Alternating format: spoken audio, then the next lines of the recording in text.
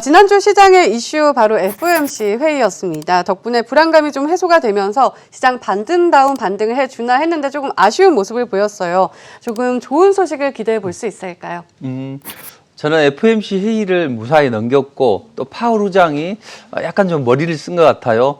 이번에 SLR에 대해서 이야기를 하게 되면 시장에 충격이 있을 수 있으니 이 부분은 살짝 달래놓고 그 다음에 한번 충격을 주고 이런 식으로 해서 잘 순조롭게 진행을 하고 있는 것 같습니다. 이번 주 잘 지났고요. 이제 다음 주가 아주 중요한데 앞으로 연준의 어떤 금융정책은 뭐 큰 변화는 없습니다. 지금 현재 문제가 되는 게 국채금리가 튀어 올라가면서 혹시 연준의 테이퍼링이 좀 빨라지지 않을까.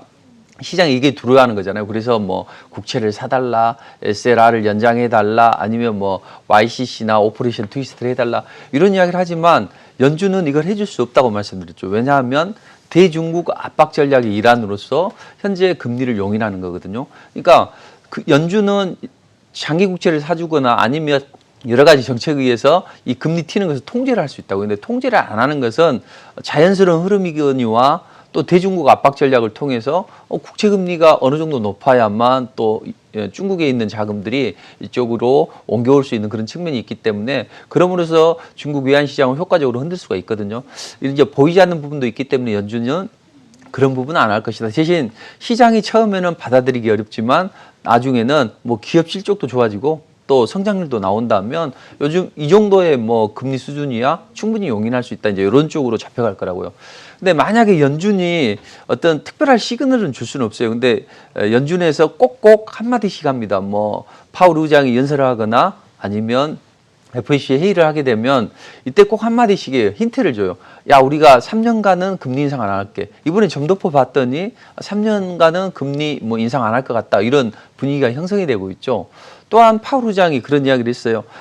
뭐 인플레이션 2%까지 우리가 그때 되면 아무래도 통화정책 스탠스를 변환할 필요는 있어. 근데 지금 당장은 할 필요는 없고 올해는 할 필요 없다는 이야기죠. 네. 그러니까 올해까지는 안 하겠다. 이런 시그널을 줬기 때문에 시장 참여자들은 좀 안정이 되고 있는데 국채 금리가 일시적으로 튀게 되면 우려감은 좀 있을 거예요. 그렇지만 만약에 빠지려고 했다면 지난번에 추가 부양책 나올 때 그때 빠졌겠죠. 추가 부양책을 하게 되면 어쨌든 이 국채 금리가 튈 수밖에 없는 그런 상황이니까. 그리고 앞으로 또 2조에서 3조 달러 인프라 투자도 있잖아요. 이런 부분도 긍정적으로 작용을 할 거라는 이야기죠. 그러니까 한번 파고를 넘었고 이번에 뭐 추가 인프라 투자나 뭐 이런 부분이 좀 진행이 되거나 아니면 이제 여기에서 뭐 코로나가 잡히고 이런 분위기가 형성이 되게 되면 다시 한번 올라갈 수 있으니까 지금은 연준은 뭐 일단 통화정책 변화는 없습니다. 다만 이제 시장이 그렇게 생각을 하는 거죠. 성장률을 6.5%까지 잡아? 그렇게 되면 분명히 어느 정도 또 물가도 올라가고 또 국채금리도 추가적으로 튀게 되면 너희들이 이 부분에 대해서는 이야기했지 않았지 않냐. 그래서 이게 좀 우려감이 있긴 한데 그렇다 하더라도 저는 일시적인 흐름이고 좋은 쪽으로 간다고 봅니다. 만약에 여기서 하락을 한다. 미국 시장이 그러면 그때는 리스크 관리를 철저하게 해야 됩니다. 그러니까 그렇다면 여전히 긍정적으로 시장을 바라봐 주셨는데 네. 지금 사실 시장이 바닥이냐 아니냐 이런 의견들이 굉장히 분분해요. 그렇다면 만약에 바닥을 쳤다면 어떤 업종, 어떤 종목을 좀 사야 할까요? 그렇죠. 우리 MC님께서는 네. 어떤 업종 사고 싶어요? 저는 지금 요즘 테마주들이 많이 이렇게 올라오고 있으니까 그런 쪽은 어떨까 생각을 하고 있는데 어떻게 그쵸. 보시나요? 지금 최근에 지수는 조정을 받고 있는데 오히려 이제 테마주들이나 개별 이슈가 있는 종목들 이런 부분은 강하게 움직이거든요. 그러니까 그런 투자 전략이 좋습니다.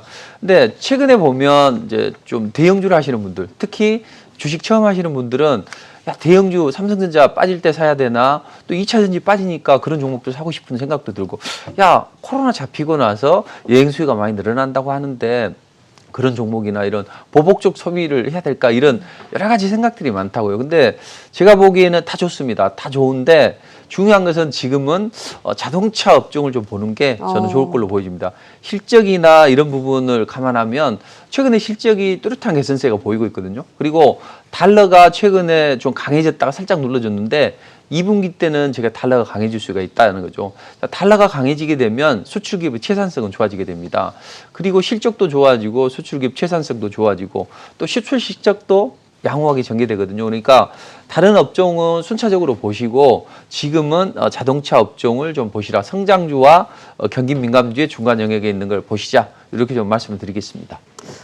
자동차 부품, 자동차 네. 관련주를 보자 이렇게 말씀을 해주셨는데 네. 그 중에서도 뭐 부품주들도 있고 뭐 여러 가지가 있잖아요. 어떤 걸 좀 중점적으로 봐야 될까요? 네, 그렇죠. 부품주를 좀 주로 중점적으로 보시면 좋을 것 같아요. 완성차 업체도 좋은데 부품주를 보셔야 된다. 근데 그 전에 저는 우리 투자자분들이 꼭 좀 신경을 써야 될 게 무엇을 살 건가 이게 중요한 게 아니라 리밸런싱이 중요하다 저는 이렇게 보고 있습니다. 지금 다들 물려 있잖아요. 그래서 이 종목이 올라가기만 하면 어떻게든 정리를 하고 새로운 종목을 살 거야. 또는 내가 매수한 가격까지 올라오면 그 종목을 정리를 할 거야. 이런 식으로 해서 많이 기다림에 익숙하다고요. 그렇지만 최근에 시장이 안 좋아도 빠지지 않는 종목들이 잘 올라가거든요. 그러니까 시장이 급락이 나올 때는 두 가지로 생각하셔야 돼요. 급락이 나온 다음에 급반등이 나오지 않으면 이 종목이 올라가지 않을 확률은 10중 8구다. 이렇게 생각을 하십시오. 내가 가진 종목이 만약에 빠졌다 그러면 이 종목이 올라갈 확률은 좀 아주 낮다 이렇게 보시고 만약에 이 종목이 올라갈 종목이라면 안 빠졌겠죠. 왜냐하면 시장이 안 좋아도 재료가 있고 뭐 실적이 탄탄하기 때문에 누군가 밑에서 받친다는 이야기죠. 그래서 받치지 않는 종목은 좀처럼 회복하기가 어렵다 이렇게 보시면 되는데 사실 뭐 투자자분들이 괴로워하시는데 누구나 다 여기에 해당되는 그런 상황이라고 봅니다. 아니 이 1월 달부터 시작을 해서 현재까지 한 2달 반 정도 조정을 받았는데 워런 버핏도 울고 갈 수 있는 그런 장이다. 대형주들도 보면 삼성전자도 계속 홍보가 나오고 있죠. 그러니까 내 잘못이 아니고 나만 느끼는 게 아니고 대부분의 투자자들이 그렇게 생각을 하고 있다.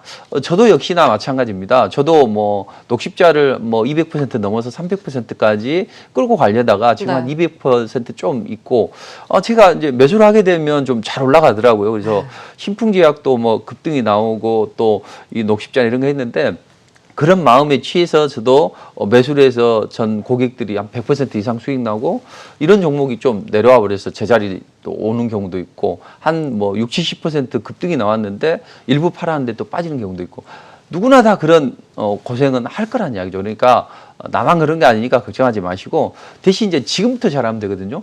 지금 계좌가 안 좋다고 하더라도 지금부터 하루에 2%, 3% 또는 올라갈 때마다 10% 차익 실현하게 되면 금방 계좌가 굴러가더라고요.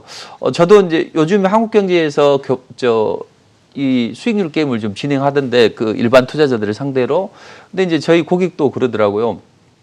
어떻게든 수익이 날 때 차익 실현만 하면은 주식 투자 아주 쉬워지거든요. 근데 주식 투자를 가장 잘하는 방법은 뭐냐면 내가 매수한 건 어떻게든 올라가는 경향이 있어요. 좀 빠지더라도 올라가거든요. 근데 그 올라가는 걸 더 올라갈 거라고 생각하고 못 팔거나 이런 경우가 있어요. 특히나 올라가는 종목을 따라가기 때문에 항상 세력들은 흔들고 가거든요. 네. 그러면 조금 올라가는 데 샀다 빠져버리면 본전 생각나서 못 팔고 또 이렇게 되기 때문에 딱 하나만 기억하시면 됩니다.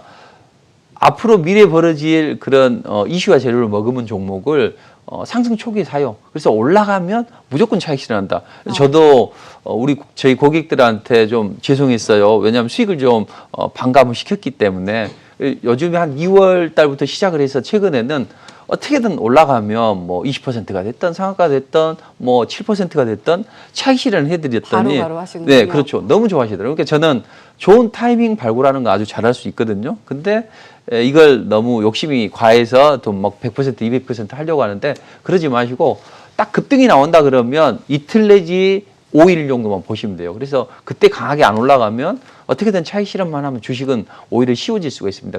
자, 근데 이제 자금이 많이 쪼그라들었잖아요. 네. 그래서 투자자들이 매도도 못하고 할 때 이럴 때는 어떤 방법이 있냐면 한 내 계좌에 뭐 10종목이 물려 있다 그러면 한 종목만 좀 덜어내봐요. 아니면 다 예착이 간다. 10손가락 깨물어서 아픈 손가락 안 아픈 손가락 없다 그러면 조금씩만 덜어내봐요. 뭐 10% 정도는 덜어낼 수 있잖아요. 그래서 앞으로 올라갈 수 있는 상승 초기 종목을 공략을 하고 또 이게 잘 올라가면 그대로 홀딩하고 또 조금 덜어내서 이렇게 하는 방법도 있고 어떻게든 앞으로는 이 포트폴리오를 리밸런싱 하지 않으면 안 된다. 왜냐하면 시장이 중요한 변곡점이 이번 주하고 다음 주에 온다고 했잖아요. 근데 어제 외국인의 움직임을 잘 살펴보면 좋아요. 여기 차트를 한번 잡아주시면 좋은데 어제 코스닥 시장이 미국 시장이 급락을 하니 우리도 단기적으로 조정을 받았거든요. 근데 조정을 받으면서 하루 종일 조정을 받을 거라고 생각했어요. 근데 저 자신도 반등이 나와도 이 정도까지는 제한될 거라고 봤거든요. 근데 오후장에 보니까 외국인들이 계속 매수를 하는 거죠. 그래서 코스피는 팔지만 코스닥을 매수를 하는데 우리가 이러잖아요. 사야 되는데 또 하다가 하는 사이에 주가는 급등이 나온다는 거죠. 그러니까 올라가는 건 일순간이고 항상 그 우리는 저들하고 한판 승부를 하잖아요. 근데 저들은 항상 우리가 가장 싫어하는 거 한번 흔들고 다들 겁에 질렸을 때 잡아 올린다는 겁니다. 그래서 어제 코스닥 시장이 외국인들의 매수에 의해서 하는 사이에 올라가 버렸다.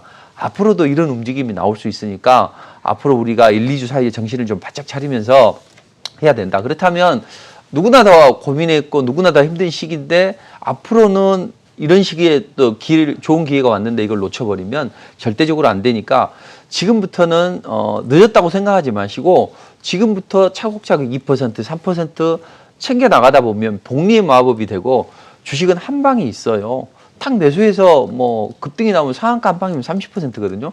물론 제가 뭐 그걸 조장하는 건 아닙니다만 요즘에 뭐 기아차도 뭐 상한가도 나오고 그런 상황이잖아요. 그러니까 대형주를 하시든 테마주를 하시든 걱정하지 마시고 멘탈이 붕괴되면 안 돼요. 멘탈이 붕괴되면 아무것도 할 수가 없습니다. 그러니까 딱 잡으시고 누구나 다 힘들어. 대신 누구는 여기서 울고 누구는 돈을 벌 거라는 이야기죠. 그러니까 정신을 바짝 차리시고 포트폴리오를 꼭 리밸런싱을 통해서 해야 됩니다. 왜냐하면 수익이 낼 수 있는 기회가 2분기 또는 올해까지밖에 없을 수가 있습니다. 연준이 그런 이야기를 했잖아요. 우리가 2%가 넘어가는 인플레이션이 오게 되면 금융정책의 스탠스는 우리가 변화를 줄 것 같다. 그러니까 쉽게 말해서 테이퍼링을 할 때는 올해는 안 할 거다. 대신 내년에는 만약에 이렇게 자꾸 국채금리도 튀고 물가도 올라가게 되면 그때는 우리가 고려를 해볼게 이제 이런 이야기를 한다고요. 근데 실제적으로 단행을 안 해도 그런 이야기만 나오면 시장은 발작할 수 있기 때문에 어쨌든 올해 내에 승부를 봐야 되고 좀 빠르면 2분기 때 봐야 됩니다. 왜냐하면 앞으로 그 앨런 의장이나 이런 바이든이 중국을 압박하기 위해서 달러가 강해지는 것을 원한다고요. 네. 트럼프는 수출 기업들의 채산성을 위해서 달러 약세를 용인했지만 인위적인 달러 약세는 용인하지 않겠다 이런 의지를 천명했죠. 이번에 뭐 미중 고위급 회담에서 좋은 소리 안 나왔잖아요. 그러니까 이 부분은 우리가 기회가 아주 많지는 않습니다. 그러니까 좀 빠르면 2분기 안에 또는 길어진다 해도 올해 안에는 우리가 꼭 승부를 배워야 되기 때문에 마냥 기다릴 수 없다. 그래서 올해 꼭 그 좋은 결과를 마련해낼 수 있도록 하고 저도 좋은 전략을 제시해드리도록 하겠습니다. 네, 한마디로 무엇을 살까보다 더 중요한 건 리밸런싱이다. 그럼 또 궁금한 게 어떤 종목으로 포트폴리오를 재구성을 해야 되는지 궁금할 것 같은데요. 아까 자동차주를 좀 주목해보자 말씀해 주셨잖아요. 그 이유를 조금 더 자세하게 들어볼까요? 네, 좋습니다. 시간이 많지가 않아요. 네. 제가 지금 20분이네요, 벌써. 좀 그래서 최대한 빨리 하고 만약에 이걸 다 못하게 되면 제가 무료 공개 방송을 통해서 자세하게 좀 설명을 드리도록 할 테니까 제 말이 좀 빠르더라도 좀 잘 따라오시기 바랍니다. 자, 우리가 저는 물려도 자동차주에 물려라 이런 말씀 드리고 싶어요. 왜냐하면 최근에 완성차 업체들의 움직임이 좋습니다. 뭐 실적도 좋고 현기차 보면 현대차 제네시스 브랜드를 가지고 아주 지금 실적이 좋아지고 있죠. 자, 최근에 뭐 G90 보면 그 로고 띄워놓고 보면 뭐 벤츠하고 똑같다 이렇게 말할 정도로 좋아지고 있고 GV70 보면 SUV 차량 현재 뭐 벤츠 GL이나 아니면 뭐 BMW X5 이걸 능가하는 정도 외관도 있고 덩치도 아주 크고 멋져요. 그래서 SUV 차량의 고급화 전략이나 제네시스 차량의 고급화 전략 이런 부분이 먹히면서 실적이 좋아지고 있습니다. 그리고 최근에 그 전기차 전용 플랫폼이죠. eGMP를 내놨는데 이 부분이 시장의 각광을 받고 있다고요. 그래서 이 GMP에 대한 기대감도 있고 또 아이오닉도 이번에 완판 행진을 이어가고 있죠. 그리고 기아차, 뭐 EV 라이언업도 좋은 흐름이 나오고 있고 해서 앞으로는 이 완성차 업체도 좋은 흐름이 나올 수 있다. 다만 이 완성차 업체는 본격적인 상승보다는 좀 시간은 좀 다소 걸릴 것 같아요.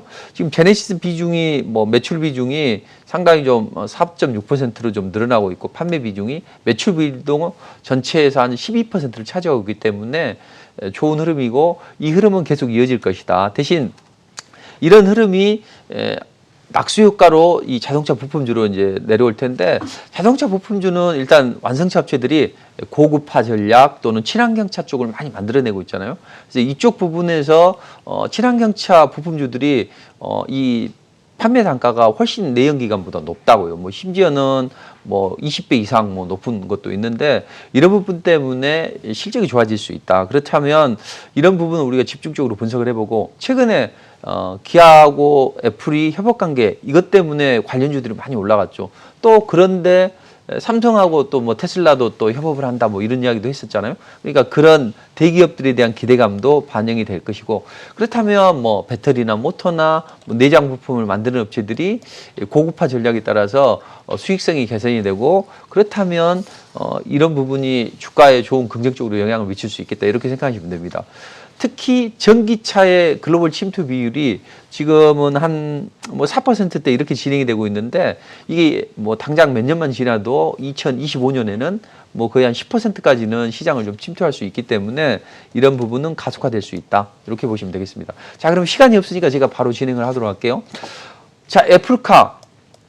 2024년대에는 우리가 애플카를 만들어내겠다 해서 기아차하고 협업을 잘 하려다가, 그때 뭐 기아차도 잘 올라갔고 부품업체도 잘 올라왔죠. 근데 비밀 유지 안 했다고 해서 애플이 좀 협업 거부하고 하면서 주가가 좀 급락이 나왔는데, 다시 한번 그런 분위기가 슬슬 뭐 무르익고 있습니다. 그래서 애플이 어쨌든 우리는 다이슨처럼 후퇴하지는 않겠다, 전기차 쪽에. 이쪽에서 애플 전기차를 좀 만들어 보겠다. 근데 물색을 해봤더니 닛산이나 뭐 폭스바겐이나 이런 쪽에 뭐 현대차, 기아차 대신해서 접촉을 해봤더니 얘네들이 또 난색을 표하죠. 왜냐하면 돈도 적게 주죠. 비밀 유지하라고 하죠. 또 기술도 이전 안 해주고, 그러니까 짜증나죠. 야, 자칫하면 우리가 대만의 폭스콘처럼 이렇게 될 수 있겠다. 그래서 상당히 좀 거부를 하면서 어쩔 수 없이 선택지는 기아가 될 수 있는 가능성이 상당히 높아지고 있고, 만약에 협업이 안 된다고 하더라도 현기차는 지금 8개 부분에 대해서 애플과 협업을 진행을 하고 있거든요. 그렇기 때문에 관련주들이 애플 모멘텀으로 해서 움직임이 나올 수도 있다. 자, 그렇다면 애플은 이제 라이다 기술을 가지고, 그러니까 뭐 레이저 빔을 쏴서 뭐 거리 측정하거나 아니면 속도 측정하거나 이런 라이다 기술과 더불어서 고체 산화물 연료 전지, 그러니까 이쪽에 뭐 과열이 덜 되는 그런 쪽 배터리 제조 기술 가지고 승부를 보겠다, 이제 이런 입장이거든요. 그렇다면 지금은 테슬라가 가장 전기차 판매량이 높은데, 우리도 적어도 테슬라를 능가하는 쪽으로 만들어 보겠다, 저는 이런 입장을 보이고 있습니다. 전 세계 전기차 시장이 2025년이면 거의 30%, 그러니까 10대 중에 뭐 세대는 전기차를 만들어 보겠다, 이렇게 했는데, 자, 그럼 뭐 방금 말씀드렸던 것처럼 애플이 다른 쪽하고는 협업이 잘 안 되겠죠. 그리고 이미지가 높은데 굳이 우리가 하청 업체를 할 필요는 없잖아요. 그래서 가만히 봤더니 기아차는 히트작도 있어. 대신 이게 뭐 현대차나 이런 쪽보다는 브랜드 네임은 좀 낮아. 그러니까 기아차가 상당히 좀 될 수밖에 없고, 특히 뭐 전기차 전용 플랫폼을 보유하는 쪽이 뭐 현기차, 폭스바겐, GM, 테슬라 이 정도밖에 없거든요. 근데 기아차, 현기차는 가지고 있고, 또한 조지아 공장을 통해서 뭐 공장 대량 생산 체계를 갖추고 있습니다. 그러면 가장 선택지가 될 수 있는 게 기아차가 될 수도 있다. 그래서 물밑 접촉을 통해서 이번 달에 뭐 몇 달 안에 이걸 좀 발표를 할 수도 있고, 만약에 이게 발표가 되지 않는다고 하더라도 다른 쪽하고 뭐 진행된 상황이 안 나오잖아요. 그렇게 되면 기아차하고 협업 관계가 솔솔 무르익을 수 있고, 설령 이게 부결이 된다고 하더라도 8개 부분에 대해서는 현대차와 애플이 또 협업을 진행하고 있기 때문에 좋다. 그렇다면 관련주들이 많다는 이야기죠. 여기 보면 조지아주나 엘라메바주 통해서 쭉 보시면 동원금속도 시작을 해서 아진산업, 구형테크, 뭐 화신 이런 종목들이 많은데, 이 외에도 엄청나게 많은 기업들이 여기 포진이 되어 있다고요. 근데 그 많은 기업들 중에서 어떤 기업을 우리가 사고 어떤 기업이 영향을 받을 수 있을까? 뭐 일각에서는 뭐 PTC 히터, 그러니까 일정한 온도로 유지될 수 있도록 해주는 자화전자가 좋다. 아니면 뭐 이 동화성처럼 게스켓, 그러니까 뭐 움직이지 못하도록 이렇게 가스나 물이나 뭐 이런 게 안 새게 이렇게 얇은 금속판 있잖아요. 이게 게스켓이잖아요. 이걸 만드는 업체 동화성이 좋다 다 그런데 제가 보기에는 이런 종목들이 다 좋긴 합니다. 그렇지만 제가 보기에는 이 동원산업, 구형테크, 대성헬텍, 아진산업, 모베이스전자 이런 종목들을 좀 집중적으로 보시면 될 것 같습니다. 왜냐하면 이 동원산업 같은 경우에는 전기차 배터리 프레임을 제조하는 업체인데 지금 현재 흐름도 아주 좋다고요.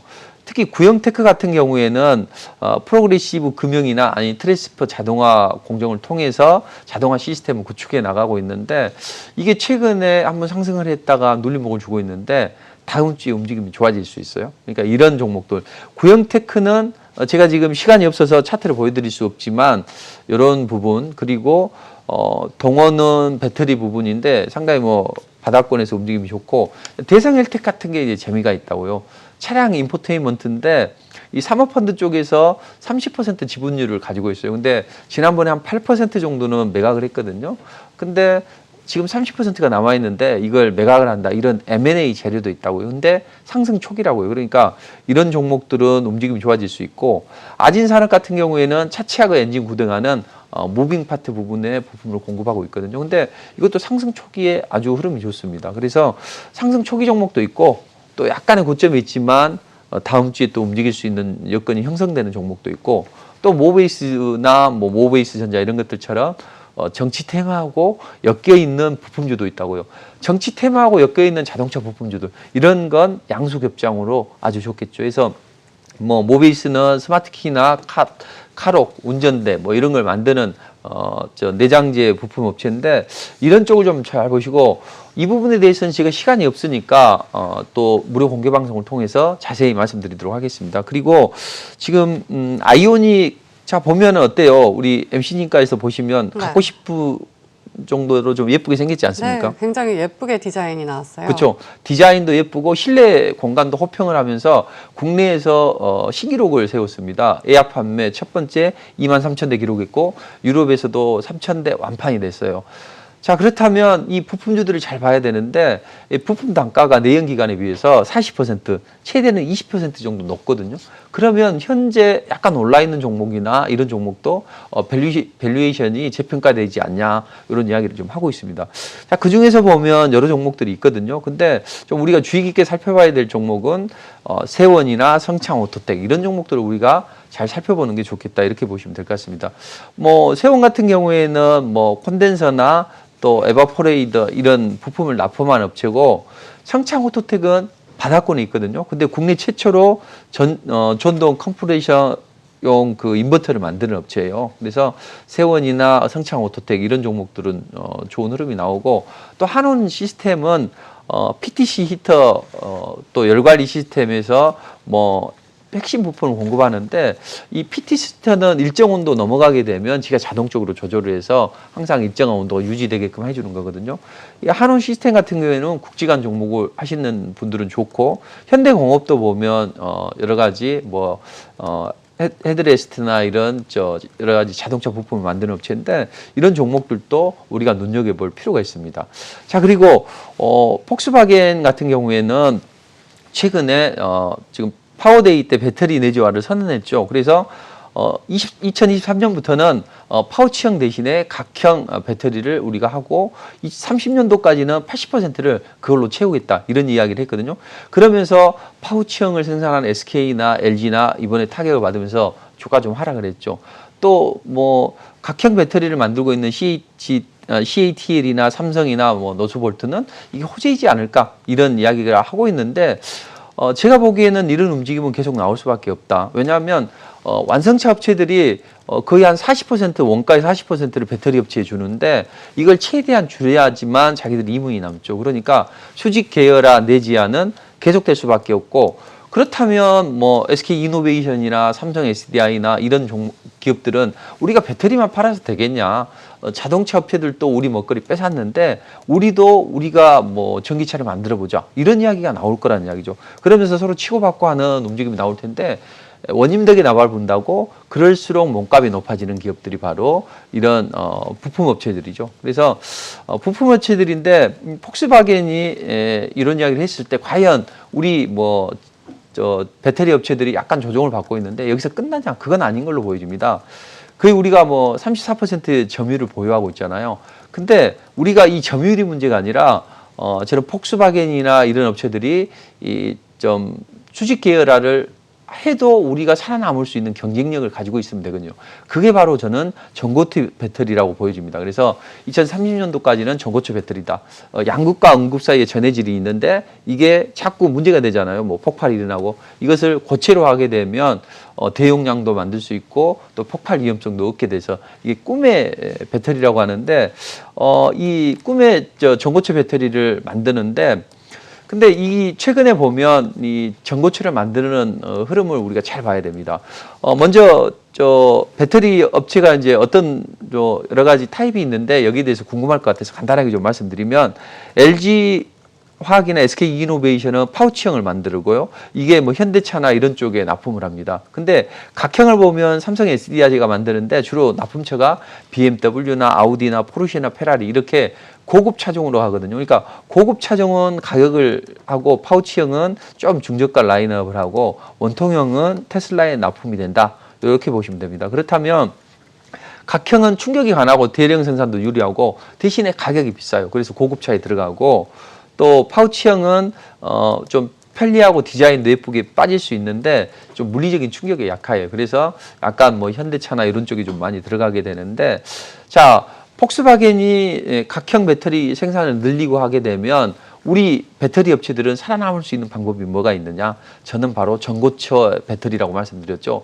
폭발이 없고 대량 생산이 용이하고 그런 꿈의 배터리를 만들 수 있는데 테슬라 폭스바겐 관련해서 또는 테슬라 관련해서 최근에 전기차 배터리 관련주들이 조정을 받는데 그런 종목들은 저가 매수세가 들어와도 되는 자리이긴 해요. 조금 더 빠지면 공략하는 게 좋습니다.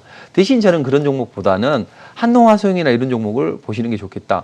이 종목은 세계 최초로 전고체 배터리 전해질을 저가에서 대량으로 합성할 수 있는 기술을 만들었어요. 그래서 이 한농화성이나 또는 삼진 L&D 같은 경우에는 삼성 SDI에 지금 게스컷을 공급하는 업체고 에코케 같은 경우에는 최근에 테슬라나 이런 업체들이 주가가 좀 약세를 보였죠. 근데 테슬라 대항마로 떠오르는 그런 제2의 넥스트 테슬라라고 이어지는 리비안이 유럽에서 전기차 공장에 투자를 검토하고 있고 이와 관련된 기업이 바로 에코캡이다. 그래서 리비안의 배선 뭉치 공급하는 업체죠.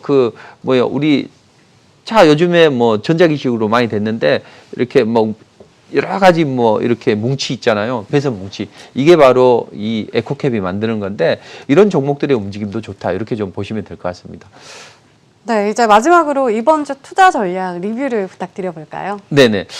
이번 주는 제가 FOMC 이후에는 본격적으로 매수를 해도 된다고 말씀드렸고, 제가 여러 가지 디지털 화폐나 정치 테마주, 에그플레이션, 백신 이런 종목들을 이제 여기에서 말씀드리고 또 무료 공개 방송을 통해서 관련주들 좀 제시해 드리곤 한데 최근에 단기적으로 좀 많이 이제 시장이 안 좋지만 올랐거든요. 근데 이번 주에는 우리가 어떤 전략을 가지고 보는 게 맞느냐?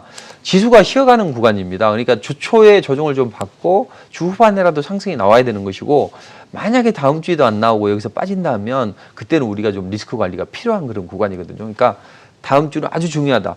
그럼 지수가 쉬어가는 구간에서는 중소형주나 아니면 테마주들이 잘 움직일 수 있는데 중소형주들은 자동차 부품주를 보자. 그리고 정치 테마주들을 보라. 제가 여기서 재미있는 이야기가 있는데 윤석열 자신도 모르게 지금 대권 로드맵이 짜지고 있는데 제가 계속 윤석열이 등판하게 되면 이재명 관련주하고 해서 크게 테마가 한번 형성이 될 수 있다고 계속 몇 달 전부터 말씀드리고 있는데 지금도 중요한 변곡점이 나올 것 같습니다. 그래서 정치 테마주들 제가 TV라 자세하게 이건 말씀드릴 수 없어요. 이 비하인드 스토리는 제가 무료 공개 방송을 통해서 자세히 말씀드리도록 하겠습니다. 자, 그리고 백신 여건이 진행이 될 것 같아요. 미국 접종 많이 진행이 되고 있죠. 이스라엘도 마찬가지죠. 자기들 다른 나라에서 못 들어오게 차단해야 될 거 아니에요. 그러면 백신 여건 가지고 있는 사람 들어와 이렇게 백신 증명서가 움직일 수 있는데 블록체인이 들어간다고. 우리 어디 방문하면 QR코드 찍죠. 그쵸. 예, 제가 약간 기억이 안 나는데, 예, QR코드 찍듯이 여기에 블록체인 기술이 들어간다고요. 그러니까 이런 종목들이 조만간 움직일 수 있고, 그 다음 바이오주들도 움직임이 좋은 것들이 있습니다. 그러니까 바이오주들 중에서 바닥권에서 시작하는 차바이오텍이나 KP바이오텍 같은 이런 종목들 잘 보시고, 로보테마도 움직일 수 있는 종목이 하나 있어요. 근데 이건 제가 아주 그 제한적인 종목이기 때문에 여기서 말씀드릴 수는 없고, 이런 식으로 해서 다음 주에는 정말 중요한 변곡점이 나오는 자리고, 시장이 안 좋아도 좋습니다. 지금 이대로 계좌를 놔두게 되면 더 안 좋아지거든요. 그러니까 이번에 꼭 리밸런싱을 통해서 새롭게 떠오르는 종목을 잘 공략한다면 계좌가 효과적으로 만회가 될 수 있다, 이렇게 보시고,